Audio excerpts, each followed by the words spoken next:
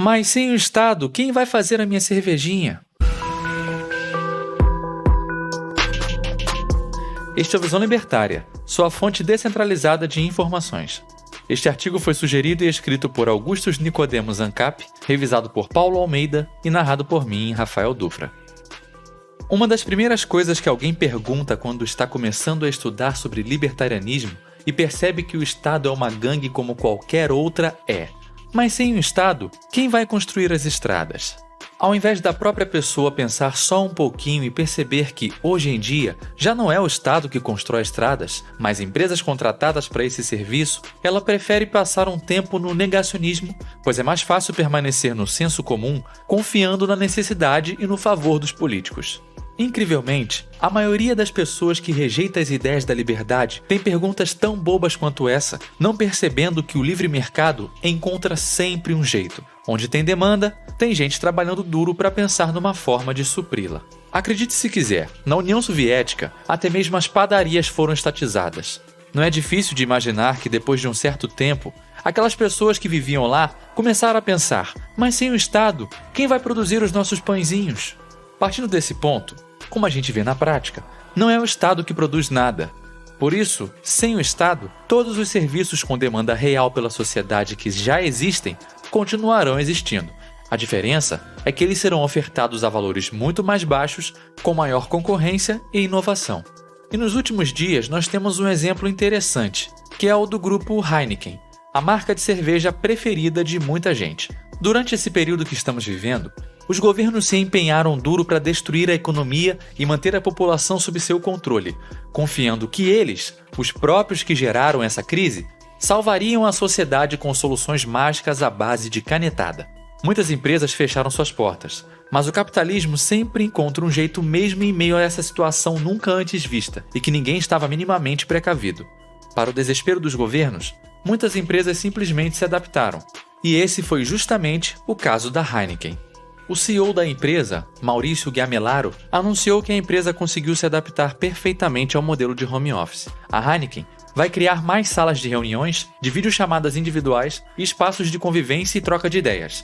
As obras ainda não começaram, mas a empresa já se prepara para devolver também os andares 5 e 7 do prédio comercial que aluga na Vila Olímpia, na zona sul de São Paulo. Restará apenas o 6º andar. Todas essas mudanças configuram a decisão do grupo de colocar seus 1.300 funcionários corporativos dentro do regime de trabalho remoto, algo que provavelmente vai virar padrão para a empresa. A ideia é que o escritório seja usado para brainstorming, encontros, reuniões e por quem deseja sair de casa até 2 vezes por semana para trabalhar. A decisão de colocar as equipes de forma remota definitivamente vem a partir de um acompanhamento do grupo de como os funcionários avaliaram seu bem-estar durante os últimos meses. A vice-presidente do grupo, Raquel Zag, disse o seguinte: nosso CEO, que antes tinha uma certa resistência em expandir a possibilidade de home office, disse que ficou impressionado ao ver como as pessoas ficaram realmente conectadas e até começaram a interagir muito mais entre si. Toda a companhia entendeu que a gente precisava dançar essa dança. De acordo com Raquel, os funcionários demonstraram que estavam satisfeitos com o home office e tinham um desejo de voltar eventualmente ao escritório, mas que não gostariam de voltar a trabalhar a semana inteira nele, e também nem de ficar o tempo inteiro em casa. Antes da crise sanitária, a empresa já tinha a opção de home office, que costumava ser 1 vez por semana. Com a necessidade de isolamento social, o grupo Heineken viu que trabalhar de forma remota foi algo que funcionou. Essa foi a orientação principal que levou ao modelo que foi pensado, que é um espaço para criar conexões.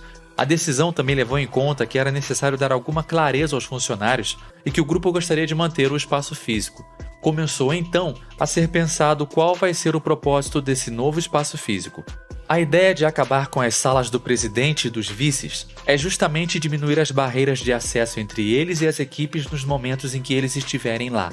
Perceba que o Estado não teve absolutamente nada a ver com nenhuma dessas soluções. Os governantes apenas inventaram maneiras de atrapalhar as empresas, interromper a produção e gerar mais custos. Mesmo assim, os capitalistas malvadões e opressores que empregam milhares e milhares de pessoas conseguiram superar a imposição estatal e os desafios que apareceram.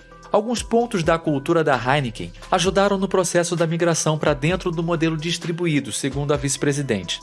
Sempre que a gente vive algo que não podíamos prever, é que a gente volta para os nossos valores e vive o que a gente é. A gente já pregava muito o protagonismo. A decisão vem muito do que os funcionários criaram da relação.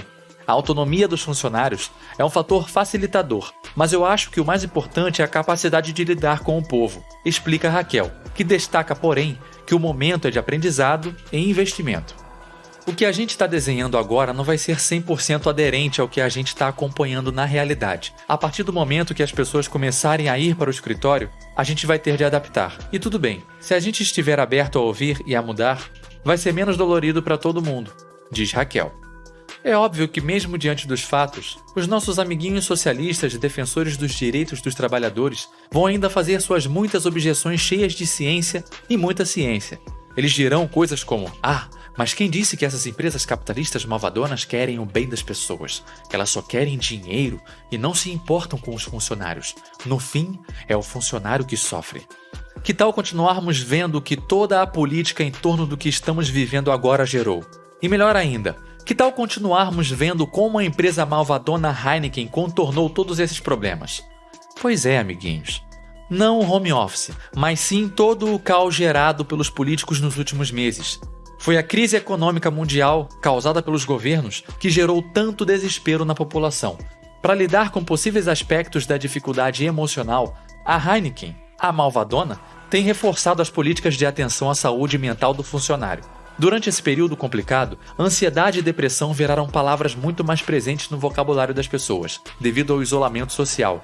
Já em 2020, a empresa lançou uma plataforma interna que aproxima os funcionários de atendimento médico, psiquiátrico e psicológico. Foi o Estado que se preocupou e resolveu os problemas que ele mesmo gerou? Não. Foi o livre mercado. O Estado nem sempre existiu e a humanidade existe desde muito antes dele. Um dia, os Estados deixarão de existir e nós ainda estaremos lá, vivendo, trabalhando e fazendo o que é preciso. Enquanto o Estado não some, nós podemos preparar o terreno, propagando, ensinando e dando bons exemplos a partir das ideias da liberdade. E é por isso que nós precisamos de toda a ajuda possível do meio libertário. Se você simpatiza com as ideias deste canal, considere se tornar patrocinador. Com a sua ajuda, estaremos mais um passo na direção da liberdade. Obrigado por sua audiência. Se você gostou deste vídeo, clique no ícone de curtir abaixo e compartilhe o vídeo em sua rede social. Se você deseja ser notificado de outros vídeos, clique em se inscrever e depois no ícone de campainha. Um abraço e até a próxima.